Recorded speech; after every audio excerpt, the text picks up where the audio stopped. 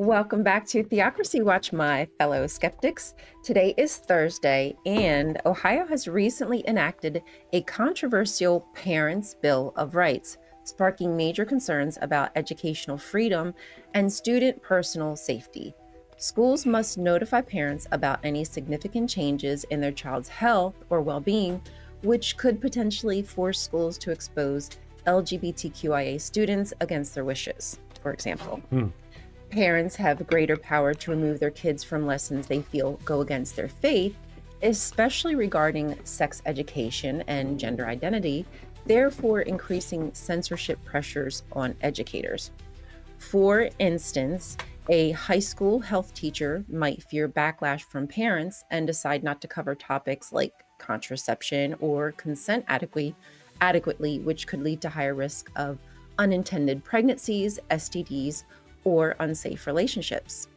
Or maybe your child is depressed due to some issues at home, and under this new policy, counselors are required to inform parents, which may make children less inclined to ask for help when they need it. And with the increased pressures to accommodate religious exemptions, schools are effectively steered by more faith-based interference in public education. This policy could make educators afraid to address critical issues openly, leaving students vulnerable without the school support system. And for many kids, the school is their sanctuary. So marginalized kids may face heightened risks and isolation with fewer safe spaces available. The rudimentary changes to the education system aren't to protect kids. And if it was, maybe they would do something about school shootings, right? Yeah. This is about extreme religious agenda that excludes and silences kids. So if you have kids that are school age, it is important that you get involved and become a part of that school system. So until next time, stay aware, stay skeptical. This has been Theocracy Watch. See you next time.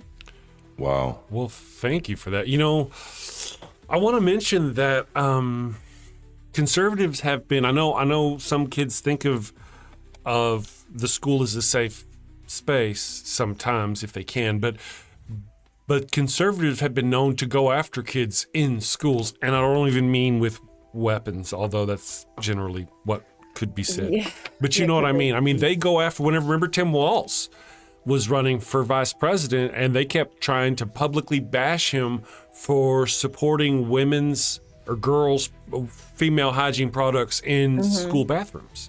Right. And they vilified him for that. And they had no problem going into there and trying to make life harder on kids in the bathroom right there. Yep. And that's just for simple products, hygiene products. Just That simple really, hygiene I products. feel like kids should have access to it everywhere. Absolutely. And you know, Don't let one your of the kids run around with bloodstained underwear. I'm just saying. Right. Yeah. Right.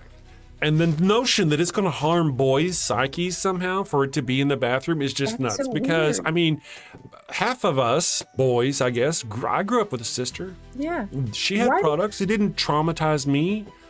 My mama's, I remember my mom having products and and Yeah. that stuff didn't traumatize me. I lived. Why do we have to infantilize men? Yeah.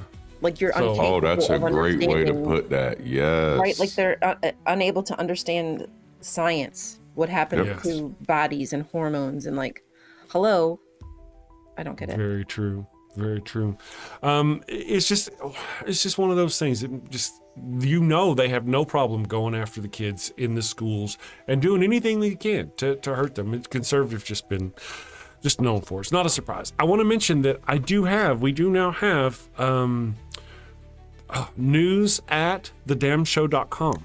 Email address. It's up and going. News at thedamshow.com. So if you see any kind of news out there, Yeah. go ahead and send us a link and do. let us know, and I'll forward that on to Ryan, and she'll be able to check it out and I'd love that. get us some news. Yeah. So just remember, news at thedamshow.com. If you see an interesting news article or you think something that's pertinent to the show, let us know. I don't know if you know this or not, but I host the Daily Atheist Morning Show here on YouTube. I have a couple of other co-hosts with me, Durante Lamar and Ryan Kultastic, and we have a lot of fun. When we first started hanging out, he would say, he'd say something like, yeah, we're kind of like Richard Pryor and Gene Wilder. Gene Wilder. Yeah. Yes. I was like, you're right. You make the perfect Gene Wilder to my Richard Pryor. and I just didn't know if I didn't know if he was getting it or not. Every time we would do something like that, I was like, man, me and you're like chess pieces. We're like, I'm the black pieces and you're the white pieces, and everybody would just ignore it and move on. I'm like, come on, people, I'm working here. I'm working. Live Monday through Friday, 9 a.m. Eastern. Christians, Jesus was not sacrificed for your sins. Click over here to see my top 10 video on why Jesus was not sacrificed for your sins. Oh, and let's support my co-host from The Damn Show. Click down here to check out my buddy Durante's latest top 10 video, and click over here, down here, to see Ryan Cultastic's latest video. Sin safely, my friends. Take care.